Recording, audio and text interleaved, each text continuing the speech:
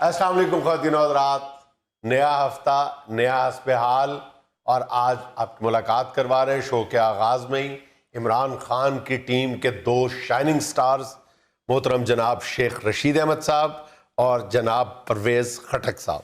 السلام علیکم جی۔ وعلیکم السلام جنید صاحب، ایک منٹ ذرا میں سلام کر لوں۔ آپ اپنی سلام علیحدہ رکھیں، میری آپ کی سلام دعا نہیں ہے۔ لیکن آپ حکومت میں تو اکٹھے ہیں۔ مگر تھیلا صاحب بیان ہی انہوں نے اس طرح کا دے دیا کہ پی ٹی آئی کی چیونٹیاں بھی ان سے دور ہو کے گزرتی ہیں۔ ہے کوئی یہ بات کرنے والی جنید صاحب؟ آپ دیکھیں ذرا، بندہ اپنا وہ کیا کہتے ہیں کہ منہ ملاحظے کے مطابق کوئی بات کر لیتا ہے۔ وقوف نے بیان داغا ہے مبینہ طور پہ کہ میں اگر عمران خان کی حکومت کا ساتھ نہ دوں تو وہ حکومت ایک دن بھی نہ چلے۔ میں جس کو چاہوں اٹھا کے آسمان تک پہنچا دوں، جس کو چاہوں زمین پہ پھینک۔ یعنی اپنی طرف سے عمران خان کے متعلق کہہ رہے ہیں کہ میں نے اسے زمین سے آسمان پہ پہنچا دیا۔ حالانکہ جنید صاحب سچی بات یہ ہے کہ یہ روٹی کا نوالا توڑ لینا تو اس کے بعد ان کے لیے بازو اٹھانا مشکل ہو جاتا ہے۔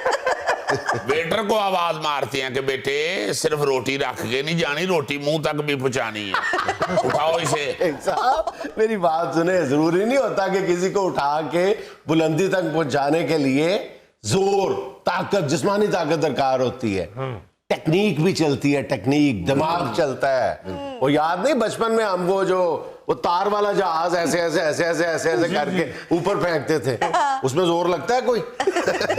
مگر جنید صاحب بدقسمتی یہ ہے کہ موصوف تار والا جہاز بھی نہیں چلا سکتا۔ وہ خود تار ہے جس میں سے پنکھا گزرتا تھا۔ نہیں، مگر جب وہ تار والا جہاز ایسے ایسے کرتے ہیں نا تو اس کے جب پر گھومتے ہیں تو اس کی ہوا سے موصوف پیچھے دیوار میں جا لگتے ہیں۔ اور جو جنید صاحب آپ دماغ کی بات کر رہے ہیں، آپ سر دیکھ لیں ککڑ سے بڑا نہیں ہے، اور دماغ بھی بیچ میں ککڑ سے زیادہ نہیں ہوگا۔ اور آپ جانتے ہیں کہ ککڑ کے دماغ میں ایک ننی منی سی باند اور ایک چھوٹا سا کو بس۔ اس لیے عمران خان کو بلندیوں پر پہنچانے کا دعویٰ شیخ رشید کرے تو سچتا بھی ہے، اور دعویٰ کر رہے ہیں کہ عمران خان کی حکومت میں چلا رہا ہوں، جبکہ میری اطلاعات کے مطابق جنید صاحب بچپن میں موصوف ڈنکی چلانے کے لیے بھی 5-6 دوستوں کی ہیلپ لیتے تھے۔ ایک دن ڈنکی کے نیچے آ کے زخمی بھی ہو گئے تھے، ایسی باتیں کر رہے ہیں۔ جی ہاں، جب ڈنکی کے نیچے آئے ہیں تو ڈنکی کو دھکا لگانے والے دوست جو ہیں وہ فرار ہو گئے۔ انہوں نے سمجھا کہ شاید اب جانبر نہ ہو پائیں۔ او بابا، میں نے تو ایسا کوئی بیان دیا ہی نہیں ہے، ایسے ہی بات کا بتنگڑ بنائے جا رہا ہے۔ میں تو خود عمران خان جیسے عظیم لیڈر کے سانوں تلے دبا ہوا ہوں۔ میں معافی چاہتا ہوں، آپ اصل میں یہ ویسٹ کوٹ اور قمیض میں دبے ہوئے ہیں۔ یہ اتاریں تو آپ کی سانس میرا خیال ہے آسان ہو سکتی ہے۔ مگر بدقسمتی یہ ہے جنید صاحب، جب کپڑے اتارتے ہیں تو لگتا ہے پین پینسل میں سے سکہ نکالا ہوا۔ ایسے تو سن ہی نہیں سکتے۔ یار سن تو سکتے ہیں آپ، یہ کہ اس سے دیکھ ہی نہیں سکتے خوردبین تو بغیر، مطلب پوری بات کیا کریں۔ دوسری بات یہ ہے اپنا خٹک صاحب جی، کہ آپ یہ مت کہیں کہ میری بات کا بتنگڑ بنا دیا ہے۔ آپ کی بات جو ہے وہ بات کے طور پہ ہی پیش کی ہے۔ بتنگڑ آپ منہ سے نہ نکالا کریں بلکہ بچا کریں بتنگڑ سے۔ ایک دفعہ پہلے بھی جنید صاحب سون بھادروں میں یہ سوئے ہوئے تھے تو بتنگڑ ان کو اٹھا کے لے گیا۔ یہ کیا بات کر رہے ہیں سر؟ غوری صاحب، ان کے علاقے میں سون بھادروں میں بتنگڑ نکل آتے ہیں۔ اچھا جی۔ تو میرا کہنے کا مطلب یہ ہے جنید صاحب کہ انسان کو پہلے اپنا وزن دیکھنا چاہیے، اس کے بعد بات کرنی چاہیے، اور ان کے وزن کے مطابق تو خاموشی بنتی ہے۔ شیخ سے میری بات نہ کریں، اپنی بات کریں۔ جس نے ایک سیٹ جیتا ہوا اور پوری پی ٹی آئی کو ہائی جیک کیا ہے۔ ایسے تو سن ہی نہیں سکتے، بولے جی۔ غوری صاحب سنیں بلکہ سمجھیں۔ آپ دیکھیں کہ ان کو ہائی جیک کرنے کے لیے سیٹ کی تو ضرورت ہی نہیں ہے۔ اچھا جی۔ اینا دے ہوتے تھے پیالی موتی مارو تھے ہائی جیک ہو جاندے، بلکہ پیالی بھی بہت وڈی ہوندی ہے، وہ بچیاں دی جیلی علی کولی نہیں ہوندی، بلکہ وہ بھی وڈی ہے یار، اتھو کو پہن دا ٹکن پھڑو تے انہوں ہائی جیک کر۔ دیکھا آپ نے، دیکھا یہ صرف کام عام نہیں کرتا، جگت کرتا ہے، اور جدھر بھی دیکھتا ہے شروع ہو جاتا ہے۔ खटक साहब इसमें मेरा अकेले का कसूर नहीं है, आप तो डॉक्टर को चेक कराने जाएं तो वो देखने की बजाय जुगते शुरू कर देते हैं। मैंने खुद देखा है, डॉक्टर कह रहा था भाई जी कुछ जगह तो हैगी नहीं, बुखार चढ़े या किथे वे। शेख साहब, खटक साहब बड़े हौसले वाले हैं। एक दफा इनको ड्रिप लगी थी ग्लूकोज की, इन्होंने उतार के ना पाइप के अंदर घुस के खुद बोतल में छलांग लगा दी थी। नहीं जुनैद साहब, वो तो डॉक्टरों से तंग आके खुदकुशी की कोशिश की थी। सियासत पे बात करें, सियासत पे देखें, वो अपना एक बिल्कुल एक क्लियर कट एक पॉलिटिकल विजन रखते हैं। जी, बिल्कुल सही। पॉलिटिकल एक्यूमेन है उनकी, जो पूरे केपी में इस वक्त बोल रही है, गूंज रही है उनकी पॉलिटिकल यार एक्यूमेन। बात करने वाली है ही नहीं, ना ही समझ में आने वाली है। कह रहे हैं मैं जब मर्जी इमरान खान की हुकूमत तोड़ सकता हूँ। माचिस की तीली तोड़नी पड़ जाए तो वो 2 ईंटों पे रख के जूती उतार के उस पे छलांग लगाते हैं। खुदा का नाम ले, मैंने खुद इनको सिगरेट के लिए माचिस जलाते हुए देखा है। जैसे आम हमारे यहाँ गांव में किसान वगैरह यूं लकड़ी पकड़ के ऐसे टांग पे मारते हैं, इन्होंने मार के तोड़ी है माचिस की तीली मेरे सामने। नहीं चले, तीली तो टूट गई थी, मगर जो बाद में टांग को प्लस्तर करवाया था वो नहीं पता आपको। देखा, फिर वही जुगत मुगत। हमको बातें करते हैं शेख साहब, खुद चलती गाड़ी से पीछे नहीं देख सकते। क्यों? ऊपर रह गई कुछ नहीं।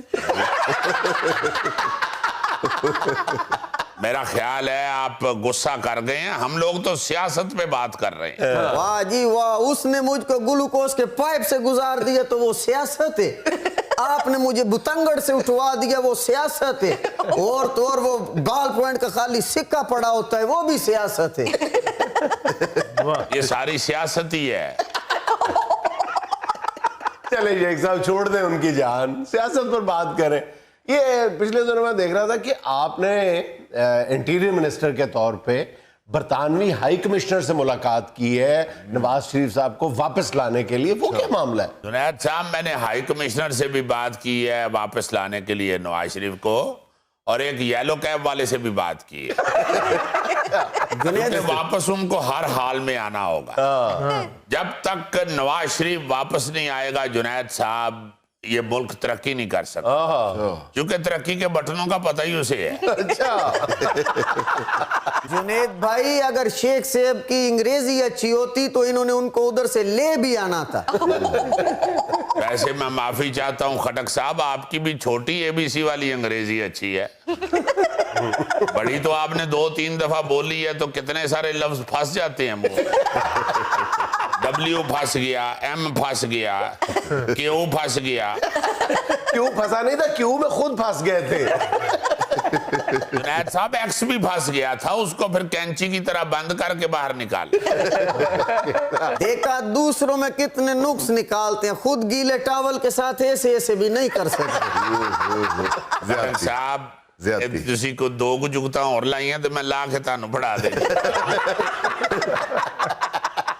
आपकी विग में सर पे रखने की बजाय रजाई के तौर पे इस्तेमाल कर सकते हैं। जुनेद भाई, मैं आपके प्रोग्राम की वजह से सारी दुनिया को ये बावर करवाना चाहता हूँ और बताना भी चाहता हूँ, मैं तन मन धन से इमरान खान के साथ है। बस जी, तन, मन, धन। तीनों चीजें वो बता रहे हैं जो पास हैं ही नहीं। देखिए ना जरा, तन कहाँ है? कुकड़ के मन जितना इनका मुंह है तो अपना मन कितना होगा? वैसे शेख साहब, धन तो होगा बड़ा। धन है बहुत, मगर जेब च पा लें तो फिर उठिया नहीं जाता। एक बारी 10 रुपए का पान जेब च पा लिया है जी, फिर 1.5 घंटा कुर्सी ते बह के फकीर उड़ीकते रहे। फकीर आया तो उन्होंने कहते रहे जेब चो कट ले। वो फकीर टुंडा तो अड़ गया, कहता है खटक साहब आप खुद निकाल के दे। कहता जा बाबा माफ कर।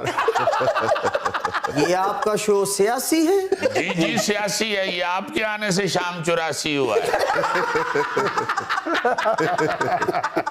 अच्छा शेख साहब, आप एक मुसलसल एक तवील अरसे से कह रहे हैं कि जनाब मौलाना फजलुर रहमान साहब के साथ हाथ हो जाना है, हाथ हो जाना है। अब उन्होंने पलट के जवाब दिया, उन्होंने कहा कि असल में हाथ होने के आदी तो आप हैं, आपके साथ हाथ पे हाथ हो रहा है, पता ही नहीं चल रहा। जुनैद साहब, मैं असल में फजलुर रहमान साहब के मुतालिक कुछ कहना नहीं चाहता। अच्छा जी। वो मेरे बुजुर्ग हैं। बुजुर्ग कहाँ से आ गए? آپ کے ہم عمر بلکہ آپ سے چھوٹے ہی ہوں گے وہ. میں رتبے اور علم کے حوالے سے کہہ رہا ہوں, احترام کے حوالے سے کہہ رہا ہوں, وہ میرے بزرگ ہیں. ان کے بارے میں کچھ بھی نہ کہیں اگر آپ کے دل میں واقعی ان کا احترام ہے تو. نہیں, میں ان کے بارے میں کچھ کہتا ہوں تو دکھ سے کہتا ہوں. دیکھیں یہ سارے سیاستدان جو ہیں یہ چکر باز ہیں. یہ مولانا کو آگے لگا کے تو باہر نکلتے ہیں, اس کے بعد جب ضرورت پڑتی ہے ان کی مولانا کو تو مولانا پیچھے مڑ کے دیکھتے ہیں, ان میں سے کوئی بھی کھڑا نہیں ہوتا. اس لیے میں کہہ رہا ہوں کہ مولانا کے ساتھ یہ ہاتھ کر جاتے ہیں. مولانا کو اب سمجھدار ہو جانا چاہیے اور مولانا کو خود فیصلہ کرنا چاہیے کہ کیا ٹھیک ہے اور کیا غلط ہے. ان کی باتوں میں نہیں آنا چاہیے. یہ بڑے تیز لوگ ہیں جنید صاحب, یہ سب اپنی اپنی جان بچانے کے لیے NRO لینے کے لیے باہر نکلتے ہیں. مولانا میرے لیے قابل احترام ہے, اس لیے میں مولانا کو گاہے بگاہے یہ مشورے دیتا رہتا ہوں. اور جنید صاحب اس سچویشن میں میرا ان کو مشورہ یہی ہے کہ گھر بیٹھ کے حلوہ پوری کا مزہ لیں, باہر جلسوں میں نکل کے اپنے آپ کو ٹھنڈ نہ لگوا لیں. حلوہ پوری کیا اچھا مشورہ دیتا ہے جی شیخ صاحب. یہ مشورہ جو تینوں دیا گا تو وچ زہر پا کے دیا. ناظرین یہاں مجھے لینی ایک چھوٹی سی کمرشل بریک, ہمارے ساتھ رہیے گا. سنیل گواسکر اپنی کتاب رنز اینڈ ریونز میں لکھتے ہیں کہ جب میں بیٹنگ کے لیے وہاں پہ اسٹیڈیم میں اترا ہوں, میدان میں داخل ہوا ہوں, تو وہاں پہ لوگوں نے یا ویسٹ انڈیز کے جھنڈے اٹھائے ہوئے تھے یا پاکستان کے جھنڈے اٹھائے ہوئے تھے. اچھا بھائی جان, صبح 5 فروری یوم یکجہتی کشمیر, ہم پوری قوم جو ہے, پاکستانی قوم جو ہے, وہ اپنے کشمیری بھائیوں کے ساتھ اظہار یکجہتی کرتی ہے. اور میں اس موقع پہ محترم جناب مرحوم قاضی حسین احمد صاحب کو خراج عقیدت پیش کرنا چاہتا ہوں, جو اس دن کو منانے کے پیچھے روئے رواں تھے, جو اس تحریک کے محرک تھے اور جن کی کوششوں کے نتیجے میں یہ دن منایا جاتا ہے. جی. لیکن میں آج اپنے ویورز کو یوم یکجہتی کشمیر ایک اور انداز میں, بلکہ کرکٹ کی زبان میں بتانے کی کوشش کروں گا. یوم یکجہتی کشمیر ہے کیا؟ یہی ثابت کرنا چاہتے ہیں ہم کہ کشمیریوں کا دل پاکستان کے ساتھ اور پاکستانیوں کا دل کشمیریوں کے ساتھ دھڑکتا ہے. ان دونوں کو زیادہ دیر تک بندوق کی نوک پہ الگ نہیں رکھا جا سکتا. تو یہ جو میں کہہ رہا ہوں کہ جی کرکٹ کی زبان میں بتانا چاہتا ہوں, میرے ذہن میں اس لیے آیا کہ چند دن پہلے ہندوستانی وزیر اعظم نریندر مودی نے ایک دعویٰ کیا ہے. انہوں نے کہا ہے کہ جی ہم سری نگر کا شیر کشمیر اسٹیڈیم ہے, وہاں پہ ہم انٹرنیشنل کرکٹ بحال کریں گے. اور پھر اس کے بعد BCCI یعنی انڈین کرکٹ کنٹرول بورڈ نے بھی اعلان کر دیا ہے کہ جناب وہاں پہ ہم نے اکیڈمی بنانی شروع کر دی ہے اور دھڑا دھڑ تیاریاں, اور بس چند دن کے بعد آپ دیکھیں گے کہ وہاں انٹرنیشنل کرکٹ جو ٹیمیں ہیں وہ کھیلتی ہوئی نظر آئیں گی. میں مودی صاحب کی خدمت میں اور میڈم BCCI کو ایک تھوڑا سا پیچھے لے کے جانا چاہتا ہوں. 1983 میں اسی شیر کشمیر اسٹیڈیم سری نگر میں میچ تھا ویسٹ انڈیز اور انڈیا کا. پہلا میچ تھا اس اسٹیڈیم میں, سری نگر کے اسٹیڈیم میں, اور اس وقت بڑی دھوم دھام سے یہ اعلان کیا گیا تھا جناب کہ یہاں پہ آج آپ کو ہندوستانیت نظر آئے گی اور پیٹریوٹزم نظر آئے گا اور یہ اور وہ پتہ نہیں کیا کیا. اب جو آگے میں بات بتانے جا رہا ہوں یہ میں نہیں بتا رہا, یہ اس میچ میں انڈین کرکٹ ٹیم کے جو کپتان تھے سنیل گواسکر صاحب, یہ وہ بتا رہے ہیں. سنیل گواسکر اپنی کتاب رنز اینڈ ریونز میں لکھتے ہیں کہ جب میں بیٹنگ کے لیے وہاں پہ اسٹیڈیم میں اترا ہوں, میدان میں داخل ہوا ہوں, تو وہاں پہ لوگوں نے یا ویسٹ انڈیز کے جھنڈے اٹھائے ہوئے تھے یا پاکستان کے جھنڈے اٹھائے ہوئے تھے, اور یا انہوں نے ویسٹ انڈیز کے کپتان کی تصویریں آویزاں تھیں وہاں پہ لوگوں نے ہاتھوں میں پکڑی ہوئی تھیں, یا عمران خان کی تصویریں ہاتھوں میں انہوں نے اٹھائی ہوئی تھیں. کہتے ہیں انڈین کرکٹ کا وہاں پہ نام بھی نظر نہیں آ رہا تھا. اور گواسکر صاحب لکھتے ہیں کہ پھر میں نے اپنے ساتھیوں سے پوچھا کہ یار یہ ویسٹ انڈیز اور انڈیا کا میچ سری نگر میں ہو رہا ہے یا قذافی اسٹیڈیم لاہور میں پاکستان اور انڈیا کا میچ ہو رہا ہے. اچھا, اس کے بعد آپ یہ دیکھیں کہ ہوا کیا. وہاں پہ کہ اتنے زیادہ وہاں پہ دباؤ کا شکار تھے ہندوستانی کھلاڑی, اتنے زیادہ دباؤ کا شکار تھے. پہلی بات تو یہ کہ ہندوستان وہ میچ بری طرح ہار گیا تھا. دوسرا یہ ہوا کہ وہ سری کانت جو انتہائی جارحانہ بلے بازی کی وجہ سے ان کا مشہور تھا, اور وہ تو کسی فاسٹ بالر کو بھی نہیں چھوڑتا تھا, اس کا عالم یہ تھا کہ اس میچ میں اس نے 91 گیندوں پہ بمشکل 40 رنز بنائے تھے اور ایک بھی باؤنڈری نہیں لگائی تھی. یعنی کہ ہوا نکل گئی ہوتی بیچاری. ہوا نکل گئی تھی. یہ خاص طور پہ جو انڈین ہے نا, یہ پریشر لیتے بھی بہت ہے, اور ان کی آڈینس کو بھی عادت ہوتی ہے کہ دوسرے آئے ہوئے کھلاڑیوں کو بھی بڑا پریشرائز کرتے ہیں. جی بالکل. مگر چونکہ وہ جموں کے اسٹیڈیم میں ہو رہا تھا میچ, اس لیے وہ بیچارے پریشرائز ہو گئے ہوں گے جھنڈے ہی دیکھ کے پاکستان کے اور کشمیر کے. اچھا, اس میچ میں جب کھانے کا وقفہ ہوا تو چند کشمیری نوجوانوں نے اسٹیڈیم میں گراؤنڈ میں داخل ہو کے پچ اکھاڑ دی تھی, اور پچ اکھاڑنے والوں میں کون کون شامل تھا؟ اس میں ممتاز حریت رہنما شبیر شاہ صاحب بھی شامل تھے, اور ان نوجوانوں کو وہاں پہ گرفتار کیا گیا. پھر 28 سال بعد 2011 میں جا کے ان نوجوانوں کو مقدمے سے بری کیا گیا تھا. اور بعد ازاں ڈاکٹر فاروق عبداللہ نے ہندوستانی ٹیم سے ہاتھ جوڑ کے معافی مانگی تھی کہ سرکار غلطی ہو گئی کہ ہم نے اپنے یہاں آپ کا میچ رکھ لیا. اچھا, پھر مطلب ہندوستان کی جو اسٹیبلشمنٹ حکومت جو تھی, ان کے مطلب یہ بہت بڑی ان کے لیے ایک ان کے منہ پہ ایک تھپڑ تھا. وہ کب تک برداشت کرتے؟ 3 سال بعد آسٹریلیا کی ٹیم وہاں پہ گئی, انہوں نے پھر ایک چیلنج لیا. انہوں نے کہا جی کہ پہلے تو ہمیں منہ کی کھانی پڑی تھی, لیکن اس دفعہ ہم ایسا انتظام کریں گے کہ سانپ بھی مر جائے گا اور لاٹھی بھی نہیں ٹوٹے گی. اتنے بھی سنے سانپ بھی بیچارہ بچ گیا ہی تھی اور لاٹھی بھی ٹوٹ گئی. وہ کیسے؟ انہوں نے یہ سوچا کہ یار اگر ہم وہاں پہ داخلہ فری کر دیتے ہیں تو وہ تو پھر وہی کچھ ہوگا جو 1983 میں ہوا تھا. تو انہوں نے کیا کیا کہ نئی دلی سے, مختلف ہندوستان کے شہروں سے تماشائیوں کی بسیں بھر بھر کے لے کے آئے تھے کہ ان کو ایز تماشائی وہاں پہ پورٹری کیا جائے. اپنے بندوں کو یعنی ہندو لے کے آئے. لیکن ہوا کیا کہ کشمیری عسکریت پسندوں نے ان کا راستہ روک لیا, ان بسوں کا, اور ان کو اندر اسٹیڈیم میں داخل ہونے سے روک دیا تھا. پوری دنیا میں ذرائع ابلاغ کی شہ سرخیاں بن گئی کہ دوسری دفعہ ہندوستان کے ساتھ ایسا ہو رہا ہے, تو ظاہر ہے کہ یہاں کے لوگ جو ہیں وہ کسی طور بھی ہندوستانی کہلوانے کے لیے تیار ہی نہیں ہے. سر جی وہ میچ بھی ہندوستان ہار گیا تھا. ہاں, اور یہ 2 شکستوں کے بعد 35 سال گزر گئے کہ ہندوستان کو وہاں پہ میچ کروانے کی ہمت نہیں ہو رہی. اب مودی صاحب کو دوبارہ بخار چڑھا ہے, اور ان کا یہ کہنا ہے کہ یہ چند مٹھی بھر یہ وہاں پہ شر پسند عناصر ہیں, ورنہ لوگ تو وہاں پہ ہندوستان کی جے کرتے نظر آ رہے ہیں. یعنی بندہ پوچھے کہ تمہیں وہاں پہ کرفیو لگائے ہوئے کتنے دن گزر گئے, ساری باتیں چھوڑو, پبلک پلیسز, اسٹیڈیم بھی رہنے دو, سینما کھولے ہوئے تمہیں کتنے سال ہو گئے وہاں پہ, کتنی بار تم سینماؤں کو آباد کرنے کی کوشش کر چکے ہو, جب بھی سینما کھولتے ہو وہاں پہ ہندوستانی فلم لگاتے ہو وہاں پہ حملہ ہو جاتا ہے. مودی ورگے بندے ہی بعد میں کہہ رہے ہوتے ہیں نا, تنہوں میں کہیں دا رہے ہیں وڈا میٹر لواؤ چھوٹا سڑ جانا ہے. وہ بیچارہ پلان کچھ اور کرتا ہے, ہو کچھ اور جاتا ہے, سوچتا کچھ اور ہے, ریزلٹ کچھ اور نکل آتا ہے. پرابلم یہ ہے کہ وہ چھوٹا میٹر لگوائے یا بڑا میٹر لگوائے, دونوں ہی سڑ جائے گا. دیکھو نا, اب ہم ایک عرصے سے, ہم کیا پوری دنیا چیخ رہی ہے کہ یہ کشمیر کی ڈیموگرافی یعنی جو آبادی کا تناسب ہے اس کو بدلنے کی کوششیں کر رہے ہیں, اور اس میں بار بار ہندوستان کو منہ کی کھانی پڑ رہی ہے.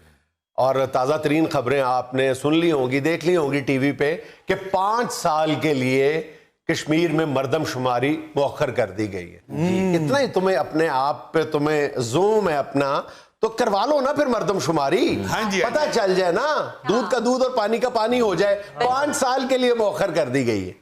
نہیں وہ بیچارہ اپنے اس کے پاؤں ہی نہیں ادھر ٹک رہے, جھوٹ کے چونکہ پاؤں ہوتے ہی نہیں ہیں. سارا اس نے جو جھوٹ پلان کیا ہوا تھا وہ آہستہ آہستہ کھلتا جا رہا ہے, اور ظاہر ہے سچ نے ایک دن سامنے آنا ہی ہوتا ہے.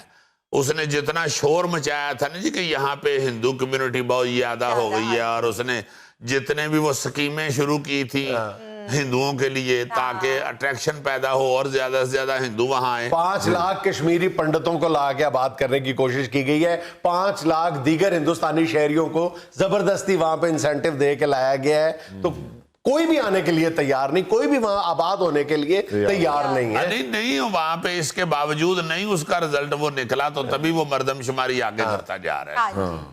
ناظرین یہاں میں لینا ایک چھوٹا سا وقفہ, ہمارے ساتھ رہیے گا. اصل میں تو 2.25 لاکھ کا کتا تھا, 25,000 اس کو ریت کیا ہے. نہیں تو 25,000 ہی کیوں چھوڑ دیا, کتے کی ایک ٹانگ چھوٹی تھی.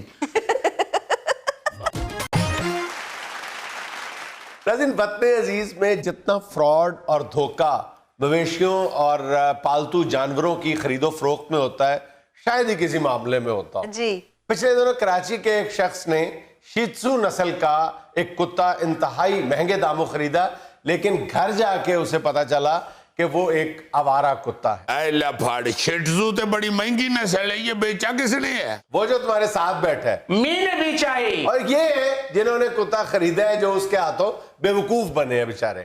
مجھے چھوڑے, یہ شخص فراڈیا ہے, یہ دھوکہ کرنے والا انسان ہے. ارے بابا, جیسے آپ نے مانگا تھا میں نے ویسے ہی کتا دیا ہے, میں نے کوئی فراڈ نہیں کیا آپ کے ساتھ. مت بولو جھوٹ اور راستہ بولو, جھوٹے ہو تم.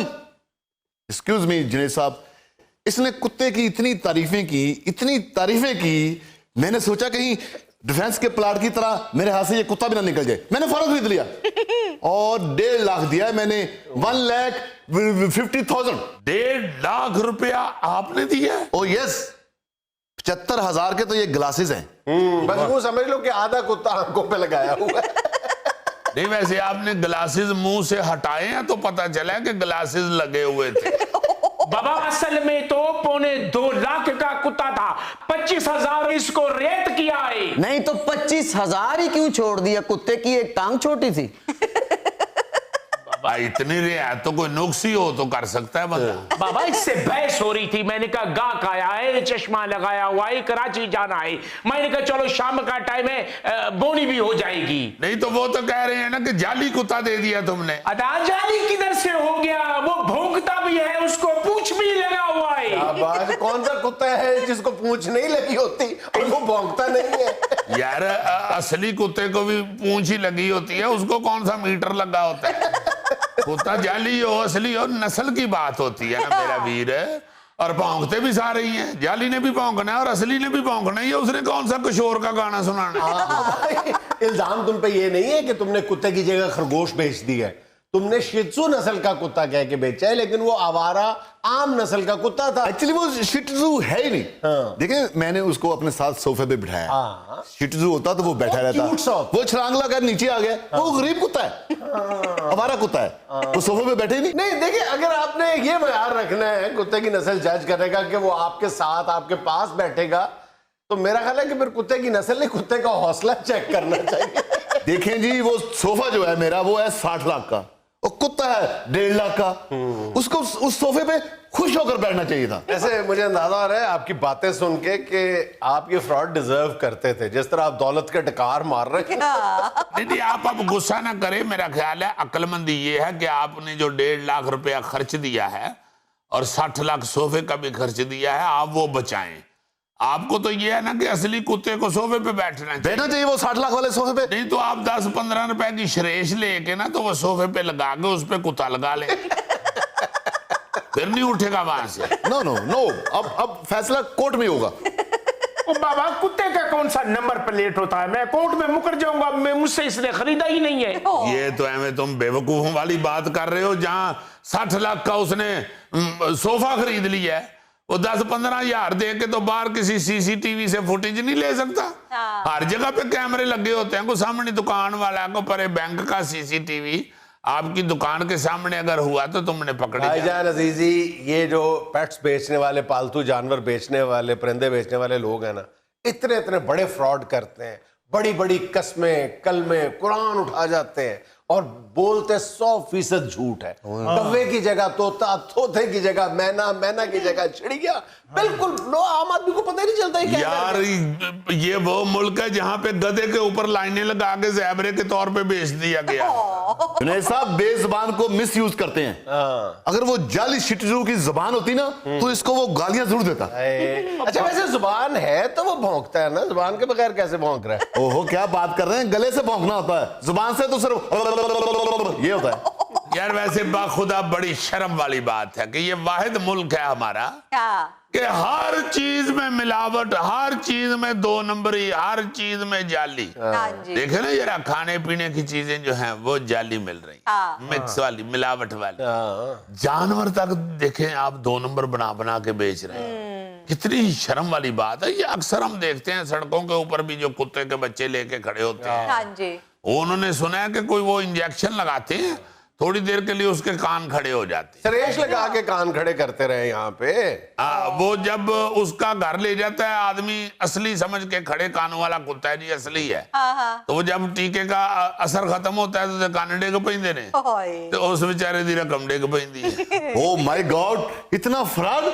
यानी शिटजू नस्ल कह के मुझे डक कुत्ता दे दिए। और बाबा मैंने ये कह के नहीं बेचा था ये शिट्जू नस्ल का है, मैंने ये कहा था ये शिट्जू है, इसका नाम शिट्जू है। चलो डग कुत्ता पाल लो, तुसी किहड़ा फिल्म दे च काम कराउणा अंकल। नाज़रीन, यहाँ में लेना एक छोटा सा वक्फा, हमारे साथ रहिएगा। सारी जिंदगी जो है वो इतनी शेरों की तरह गुजारी है और इतना नामवर बंदा हुआ है, इतना रोब दबदबे वाला आदमी हुआ है, उसके बावजूद इंतहाई कसम पुरसी की हालत में दुनिया से गए हैं। मैंने सुना है कि जनाजा किराए के घर से गया है। इक्तदार के ऐवानों पर राज करने वाले शख्स का जनाजा जो है वो किराए के घर से उठा। इन्ना लिल्लाहि व इन्ना इलैहि राजिऊन। इस हफ्ते हमारे प्यारे वतन की बड़ी ही अहम शख्सियत दुनिया से गई। हाफिज सलमान भट्ट साहब जैसा अजीम शख्स, इंसान भी बाकमाल, सियासतदान भी बासूल। मेरा मतलब है कि सारी जिंदगी जो है वो इतनी शेरों की तरह गुजारी है और इतना नामवर बंदा हुआ है, इतना रोब दबदबे वाला आदमी हुआ है, उसके बावजूद इंतहाई कसम पुरसी की हालत में दुनिया से गए हैं। मैंने सुना है कि जनाजा किराए के घर से गया है। इक्तदार के ऐवानों पर राज करने वाले शख्स का जनाजा जो है वो किराए के घर से उठा। मैं सच्ची बात बताऊं कि मैंने आज तक किसी सियासतदान या किसी भी इंसान के साथ ये मिसरा लिखा हुआ देखा है। सबसे ज्यादा जो फिट बैठता है वो हाफिज सलमान भट्ट साहब, मरहूम कहते हुए कलेजा मुंह को आता है। हाफिज सलमान भट्ट साहब की इस तस्वीर के नीचे किस शेर की आमद है कि रन कांप रहा। और सच्ची बात बताऊं, मैं अगर एक जुमले में बात करूं तो ये है कि पाकिस्तानी सियासतदानों को देखें, जो आपको किसी भी पॉलिटिशियन में आप देखना चाहते हैं, 2 बुनियादी औसाफ, वस्फ, खूबियां क्या हैं? एक वो ईमानदार होना चाहिए और दूसरा वो दिलेर होना चाहिए। ये दोनों खूबियां पूरी आप पाकिस्तानी पॉलिटिशियंस की आप हजारों की लिस्ट बना के देख लें, नंबर 1 पर हाफिज सलमान भट्ट था, नंबर 1 पे हाफिज सलमान भट्ट रहेगा।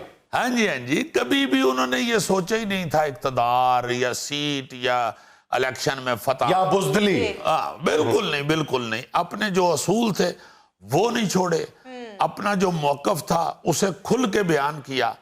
और इंतहाई वतन दोस्त। मैं हैरान होता हूं, मुझे गवर्नमेंट कॉलेज गुजरावाला का वो जलसा भी याद है स्टूडेंट्स का, जिसमें ये मेहमान खुसूसी थे और शेर की तरह, ये वाकई पा जुनैद ने सही कहा है कि बब्बर शेर की तरह वो आए थे और तकरीर करके गए थे।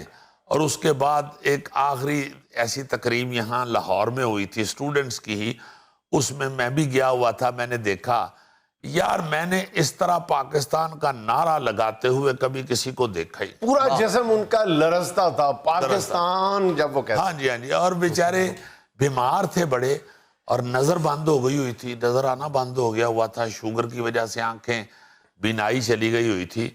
उस हालत में जब उन्होंने पाकिस्तान जिंदाबाद का नारा लगवाया तो मुझे यूं महसूस हुआ कि इस ऑडिटोरियम में बैठे हुए सैकड़ों तलबा में सबसे जवान और सबसे ताकतवर अभी भी हाफिज सलमान भट्ट। और सबसे बड़ी खूबी उनकी ये थी कि वो इंतखाबी सियासत को जरा बराबर भी अहमियत नहीं देते थे। एक फर्ज समझ के इलेक्शन लड़ते थे, उसके बाद भूल जाते थे। वो उस शख्स को मैंने अपनी आंखों से हार कर भी सजदा अदा करते देखा और जीत कर भी सजदा अदा करते। क्या बात है, सही गैरतमंद आदमी। अच्छा, हमारे फिल्म इंडस्ट्री में इंतहाई गैरतमंद और खुददार खातून जो हुई है ना जी, वो नीलो बेगम थी, वो भी इस हफ्ते में चली गई। इंतहाई खुददार।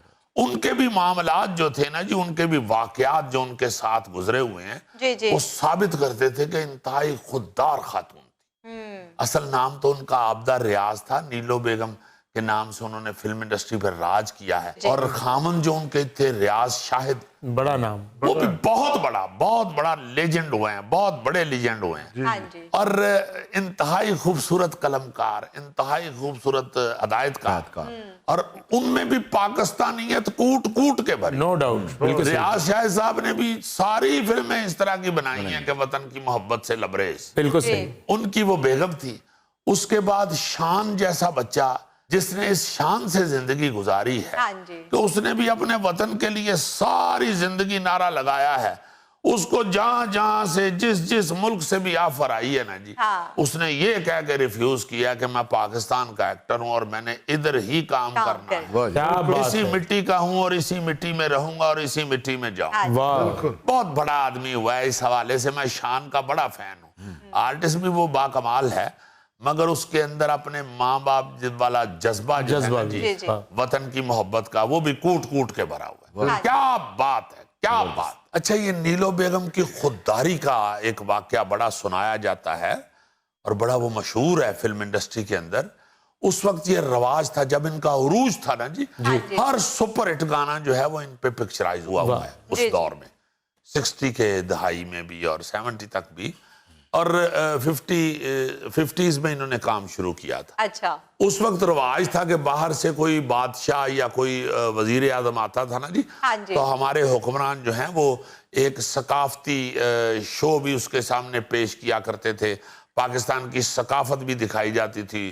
وہ جو مہمان آتا تھا آتے تھے جی، تو اس میں اکثر رقص پیش کیا جاتا تھا. اچھا، تو ان دنوں میں شہنشاہ ایران کے ساتھ ہمارے بڑے مراسم تھے اور شہنشاہ ایران کا بھی بڑا نام تھا. جی جی، تو وہ یہاں پہ تشریف لائے شہنشاہ ایران.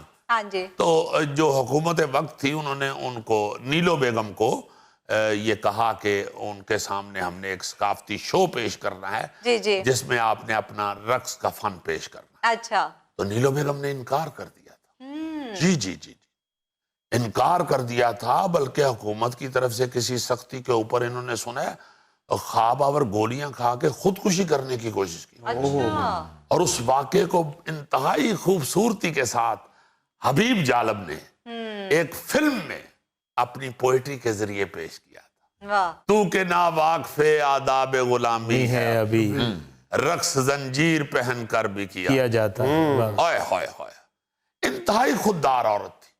جب ان کی شادی ہوئی ریاض شاہد صاحب مرحوم کے ساتھ، جی، تو انہوں نے کام چھوڑ دیا، گھر بیٹھ گئی. انتہائی گھر گرستی والی خاتون تھی. تو وہ ریاض شاہد صاحب جوانی میں ہی فوت ہو گئے. ان کے فوت ہونے کے بعد کافی عرصہ بعد جب بچے بالکل ہی چھوٹے چھوٹے تھے، بہت چھوٹے، شان بھی اور ان کے بھائی اجاز بھی چھوٹے چھوٹے بچے تھے. ان کو پالنے کا مسئلہ تھا، ان کی روٹی روزی کا مسئلہ تھا. انہوں نے دوبارہ کام شروع کیا، پھر اسی شان و شوکت کے ساتھ جی، اور بڑے ہی خودداری کے ساتھ انہوں نے بچوں کو پالا، جو کہ ان کی اولاد میں سے نظر آتا ہے. ہاں جی، جو کھلایا ہوا لقمہ ہے خودداری سے لبریز، وہ ان کے بچوں میں نظر آتا ہے. آتا ہے، ہاں جی، اللہ تعالیٰ ان شخصیات کو جنت الفردوس میں بڑا اعلیٰ مقام عطا فرمائے، آمین آمین. اور ان کی طرح ہی سارے پاکستان کی عوام کو اپنے وطن کے ساتھ محبت کرنے کی توفیق دے. آمین. ناظرین، یہ تھا آج کا حسب حال، اور آج کی چھوٹی سی بات یہ کہ انسان کی فطرت بھی بڑی عجیب ہے. تنقید جیسی سچائی پر ناراض اور خوشامد جیسے دھوکے پر خوش ہو جاتا ہے. واہ. خوش رہیں، خوش رکھیں. آپ سے ملاقات ہوگی انشاءاللہ کل. اللہ حافظ.